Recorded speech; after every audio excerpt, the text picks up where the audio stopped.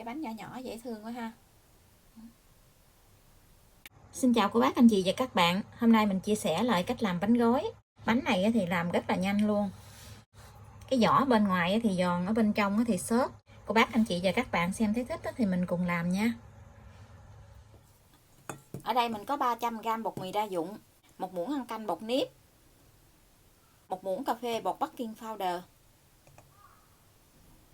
1 muỗng cà phê đường, nửa muỗng cà phê muối, 1 tí xíu bột nghệ, mình dùng khoảng 1 muỗng cà phê thôi. Cho tí xíu bột nghệ vô gì nè, cái bột bánh của mình nó có cái màu đẹp á. 1 cái trứng gà. Chọn cho cái trứng gà này nó tan ra. Dùng cái muỗng ăn cơm nè, mình thêm 2 muỗng dầu ăn.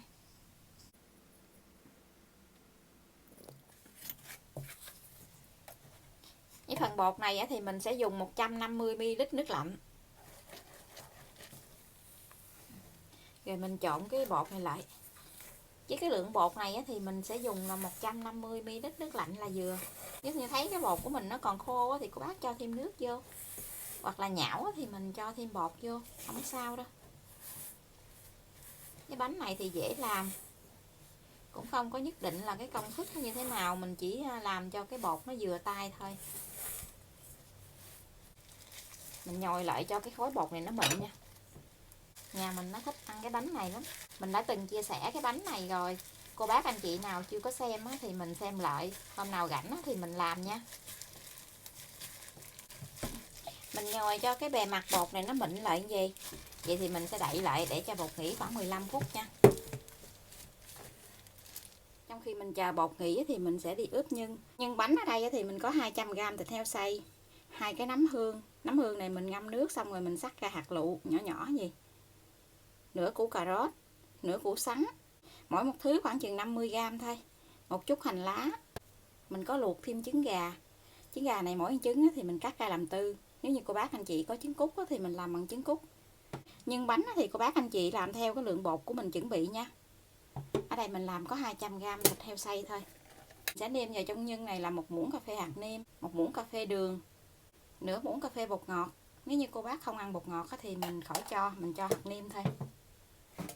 Ở nhà mình ăn được bột ngọt cho nên làm cái gì cũng thích để tí xíu bột ngọt á. Nửa muỗng cà phê muối. Cô bác anh chị nêm theo khẩu vị của nhà mình là được. Cho thêm tiêu xay vô. Để tiêu xay nhiều nhiều vô cho cái nhân bánh nó thơm. Mình sẽ trộn tất cả cái nhân này lại. Mình thích để nhân củ sắn nhiều. Thịt thì mình để ít hơn nè. Mình thích để nhân củ sắn với cà rốt. Mình cho ra cái miếng chải tí xíu bột khô để mình đi cán cái bột này. Để cái bột nó không có bị dính. Cho bột ra. Mình cán cho cái bột này nó mỏng lại. Bột để nghỉ tí xíu rồi nó mịn như nè. Cán cho cái bột này nó mỏng ra.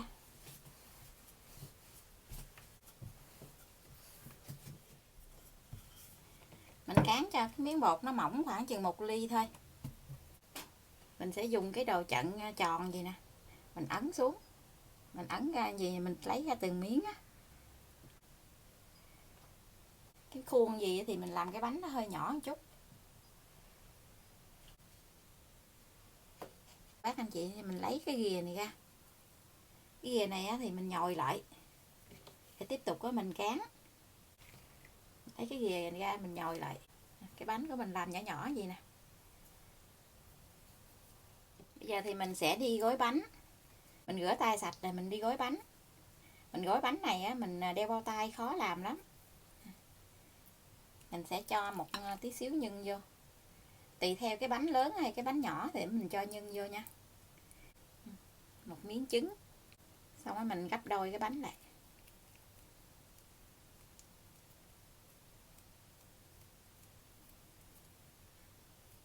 Miết cái mép bánh cho nó sát lại gì nè. Sau đó thì mình sẽ bắt cái mí lại. Bẻ vô gì mình miếp lại. Sau đó bẻ vô miếp lại.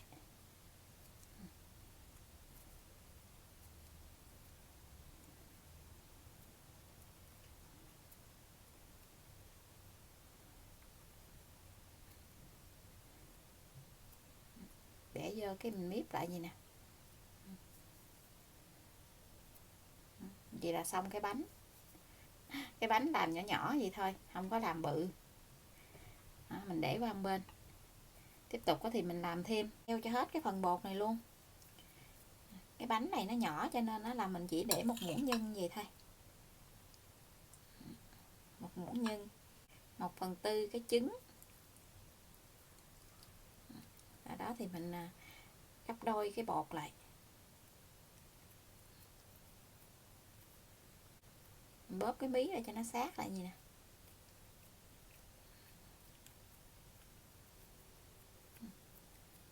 Lấy tay này mình ấn vô gì, bóp lại.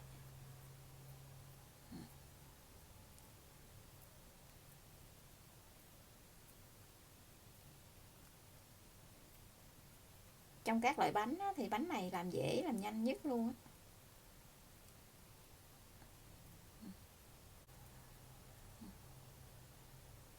Như là xong cái bánh. Nhìn cái bánh nhỏ nhỏ dễ thương quá ha.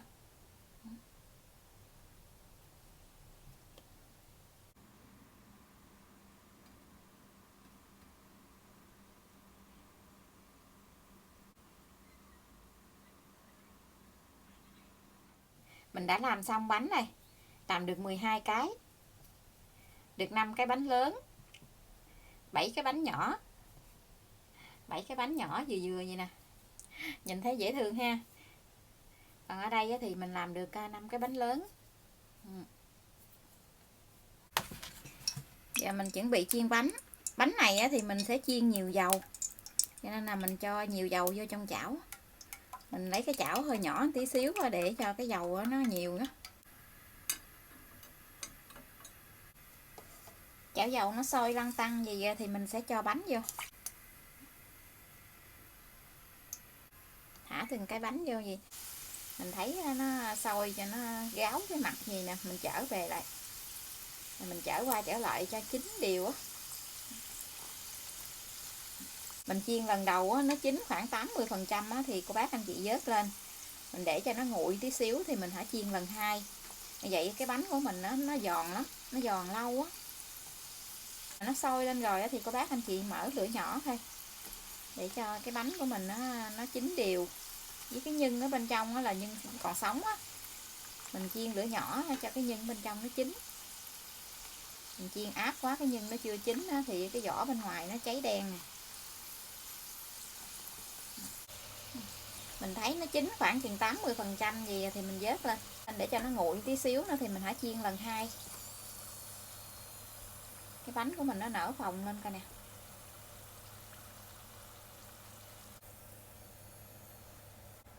Tiếp tục thì mình sẽ cho cái phần bánh còn lại để mình chiên cho hết luôn nha.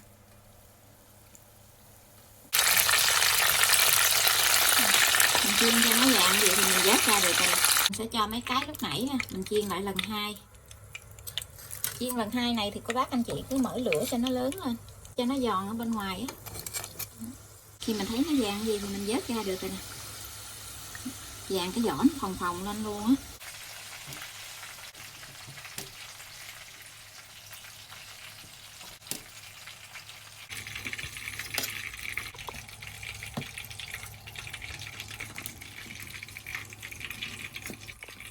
Và đây là phần bánh gói của mình đã làm xong. Nhìn ngon ghê chưa? Làm nhanh cấp kỳ luôn. Đó.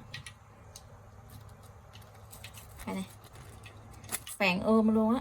Mà cái vỏ bánh bên ngoài nó nổ lên giòn thôi nè.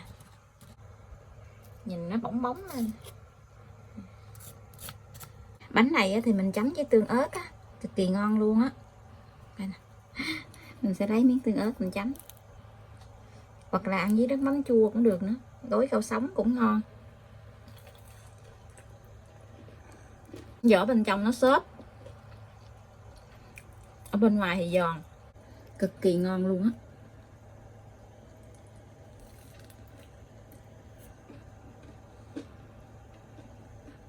Bây giờ thì mình xin chào tạm biệt. Hẹn cô bác anh chị và các bạn lại video tiếp theo. Cảm ơn cô bác anh chị và các bạn đã xem video của mình. Xin chào và hẹn gặp lại video kỳ tới.